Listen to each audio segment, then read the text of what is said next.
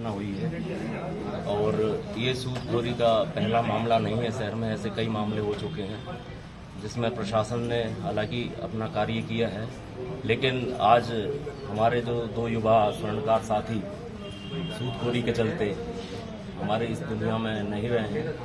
आज वो परिवार बहुत ही ज़्यादा व्यथित है और इसी संबंध में हम सभी स्वर्णकार समाज के व्यक्ति और सभी उनके रिलेटिव्स और मिलने वाले आज यहाँ पर कलेक्ट्रेट में आए हैं और एसपी साहब को और आदरणीय हमारे माननीय सिंधिया जी को भी एक ज्ञापन देने का, एक आवेदन देने का हमने कार्य किया है। इसमें हमारे जो परिवार के जो व्यक्ति हैं जिन्होंने आत्महत्या की है, उनसे जो भी क्या नाम से सूदखोरी के लिए उन्होंने जिन लोगों ने उनको प्रताड़ित किया है, उनके खिलाफ हमने कानूनी कार्रवाई की मांग रखी है। और इसके पूर्व में भी क्या नाम से जब वो लोग यहाँ थे तो उन्होंने प्रशासन को एक आवेदन दिया था जिनमें कुछ लोगों द्वारा उन्हें प्रताड़ित किया जा रहा था, लेकिन उसके बावजूद भी उस पर भी कोई कार्रवाई नहीं हुई थी। तो हम प्रशासन से ये पूर्ण भरोसा रखकर ये मांग करते हैं कि उनके विरुद्ध मतलब प्रशासनिक कार्रवाई की जाए और परिवार को उचित न्याय दिलाने की कृपा करें। आज क्या है कि पूरा परिवार व्यथित है, वह अस्थि विसर्जन के लिए भी नहीं जाना चाहता था, लेकिन सभी समाजजनों द्वारा समझाने पर और आपसी और रिश्तेदारों द्वारा समझाने पर कि नहीं, प्रशासन हमें पूरा सहयोग करेगा और माननीय सिंधिया जी भी हमें पूर्ण सहयोग देंगे, इस बात को रखकर मतलब हमारे पारिवारिक जो व्यक्ति हैं उन्होंने अस्थि विसर्जन का निर्णय लिया, अन्यथा वो अस्थि विसर्जन के पक्ष में नहीं थे। इस पूरे मामले में 5-6 लोगों के नाम भी आ रहे हैं, तो पुलिस को आप लोगों ने नाम दिए? इस बारे में हमारे कोई ऐसी जानकारी अभी नहीं आई है, लेकिन पुराने आवेदन में कुछ नाम थे। तो हम प्रशासन से मांग करते हैं कि उस पर पुनः विचार करके उस पर पुनः संज्ञान लिया जाए और जो भी व्यक्ति इस घटनाक्रम में संलग्न हैं उनको उचित दंड दिया जाए। और परिवार को हम प्रशासन से ये भी चाहते हैं कि आर्थिक सहायता के लिए भी प्रशासन सहयोग करे, जिससे आज परिवार की स्थिति ये है कि उनके खाने के दाने के लिए मोहताज है। उनके परिवार में जो बच्चे हैं वो ना किसी अभी जॉब से लगे हैं, ना कोई कार्य कर रहे हैं और बच्चियां शादी वाली हैं। तो हम प्रशासन से और आदरणीय सिंधिया जी से विशेष आग्रह करते हैं कि इस ओर संज्ञान लेकर और परिवार को भी आर्थिक सहायता मुहैया कराई जाए, जिससे कि वो परिवार आगे अपना जीवन यापन कर सके और पूर्ण सहयोग की हमें उनसे आशा है। आज ऐसा एक ज्ञापन आपके सामने आया, उनका कहना है कि पहले भी ज्ञापन दिया था, कोई कार्रवाई नहीं हुई, अब आगे क्या कुछ प्लानिंग है, क्या कुछ कार्रवाई है? ये अशोकनगर के पुलिस के समक्ष देहात थाना पुलिस के अंतर्गत परसों की ये घटना है। रामेश्वर सोनी जी और नंद किशोर सोनी जी ने दोनों ने ट्रेन के सामने आ करके अपने इन्हीं कारणों से सुसाइड जो किया है।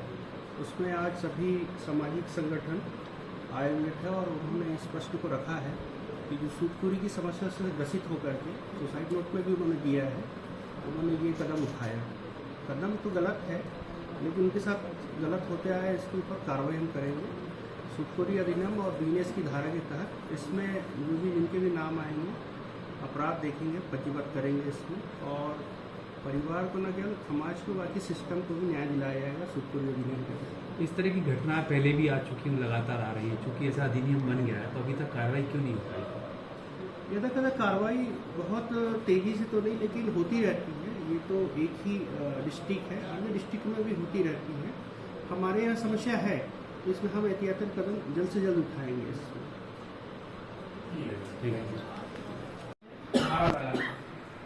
की धारा पड़ी हुई है और नए अधिनियम आए हुए, उसमें हम इसमें डालेंगे, इसमें कोई दिक्कत ही नहीं होती है। और बीच में आप लोगों को तो सब आपसे उम्मीदें रहेंगी हम लोगों की सब खत्म होंगी। थोड़ा सा बच्चों को हो सकता है जानकारी ना हो नाम वगैरह के बारे में, तो जो भी घर में हाँ वो आकर के और बताएंगे, पूछेंगे। अच्छा सर, प्रशासनिक कुछ सहायता, आर्थिक सहायता मैं इसके संबंध में तो कलेक्टर साहब से कलेक्टर साहब से ले सकते। कलेक्टर साहब की बात पुलिस तो आईपीसी मतलब जो DNS है वो लगाने का काम करेगी, डीएम लगाने का काम करेगी, लेकिन सहायता जो है ऊपर से। और मैं भी मतलब इस कैपिटल से भी, भोपाल से भी हो सकता है जी, ये चीजें पहुँचाएंगे। नहीं, हम वहाँ तक भी क्या नाम से चाहे गृह मंत्रालय तक उसके लिए जाना होगा ना, तो बिल्कुल उनको प्रोसेस पूरा करें। हाँ, आप लोग तो सहायता के लिए ऊपर लेके जाए जी जी कलेक्टर साहब के माध्यम से। वैसे जब ये बच्चे आए थे, इनका ये मानना था कि अस्थियां तभी विसर्जित होंगी जब कुछ कार्रवाई होगी, पर क्योंकि आप बालक के रूप में आपके आश्वासन पे आज हम ये तो जा रहे हैं, बस निवेदन इतना करते हैं कि इस पे कार्रवाई होगी। ये सामाजिक धार्मिक बिल्कुल काम नहीं। इसको करिए, नहीं। ये प्रशासनिक काम हम संभाल, आपके आश्वासन पे सर हमें ये हम संभाल। ठीक है, रिजल्ट जल्दी मिलेगा आपको, ठीक है। जल्दी मिलेगा। सर, नगर सीधा वो मतलब पिछले कुछ समय से सर बढ़ भी बहुत रही है घटना। एसपी साहब एक वीडियो बताओ सर। अशोकनगर।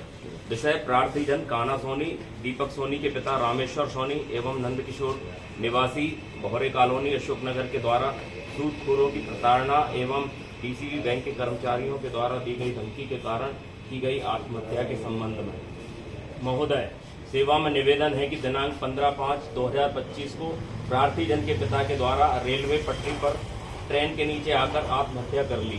प्रार्थी जन के पिता को सूदखोरों के द्वारा कर्ज से अधिक रुपया लेने के बाद भी और रुपया देने का निरंतर दबाव बनाया जा रहा था।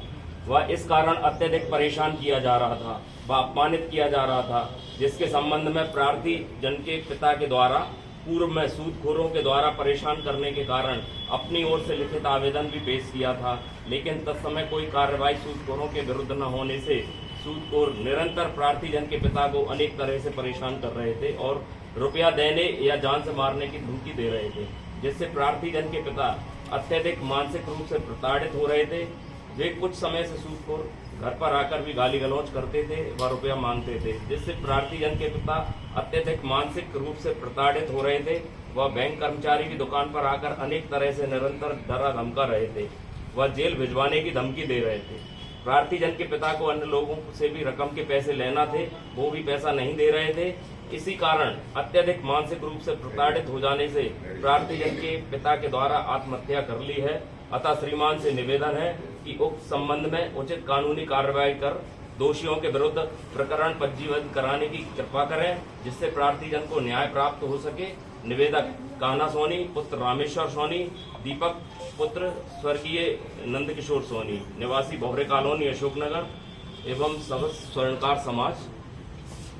आदरणीय, इसके पहले लगभग 1.5 महीने पहले एक हम लोग आवेदन दे चुके हैं इसी बारे में, लेकिन उसकी कोई भी आज तक एक सिपाही ने भी जाके कार्रवाई नहीं की। जिसपे इसका जो जिक्र है आवेदन डॉक्यूमेंट में यदि नाम यदि हो सर बिल्कुल नामजद्दी था, वो नामजद्दी था। कार्रवाई आगे बढ़ाएगी जी जी दूसरी कार्रवाई होगी और भी इनसे लेंगे, जरूरी नहीं कि उसमें पूरे नाम हो।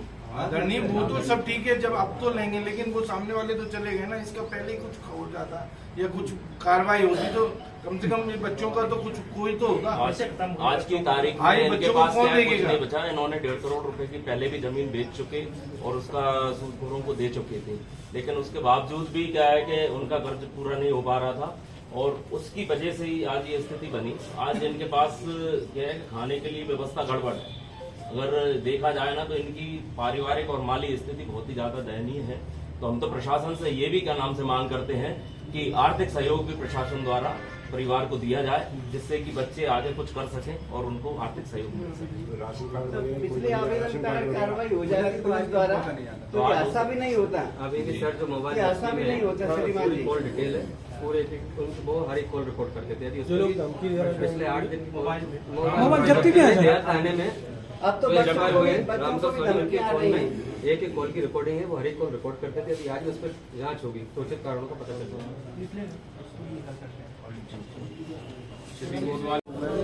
बैंक वाले ये जो जमीन बिकी थी, ये वाली जो जमीन कौन के हाथों से बिकी थी? चाचा का पूरा था, उसमें चारों भाइयों के नाम थे, तो उन्होंने पूरा अपना बेच के जो उनका 1.5 करोड़ का था उन्हें पटा भी दिया था। उसके बाद घर में बहुत शांति भी थी कुछ महीने, 1-2 महीने तक, अब तो सब फ्री हो गए। उसके बाद जो फिर दोबारा ब्याज के फोन आने लगे सब, जब हमने हिसाब किताब देखा 5 लाख लिए थे, 15 दे चुके, उसके बाद 5 बचे हुए। अच्छा। 15 सिर्फ ब्याज ही रहे।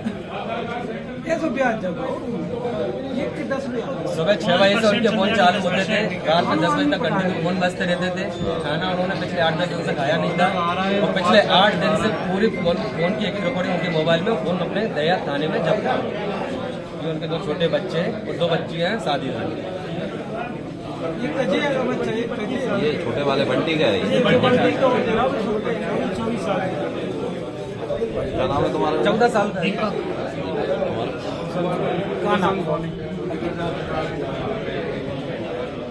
बिना पत्नी की श्रीमती के बिना बिना पत्नी के कबाब में डाल करवा जमीन वाली करेंगे यहाँ थाने में जाऊँगा। ये केस के साथ पहले ऑलरेडी 15 मतलब 6 महीना पहले सिस्टम जो है कि ऐसे अफसर ने पुलिस बनवा रही है, ज़्यादा इंटरेस्टेड है। सही बता रहा हूँ, देख रहा हूँ जो अब को सिस्टम जो चल रहा होगा, हम ब्लैक एंड टॉप रूलिंग कानून में रहेगा।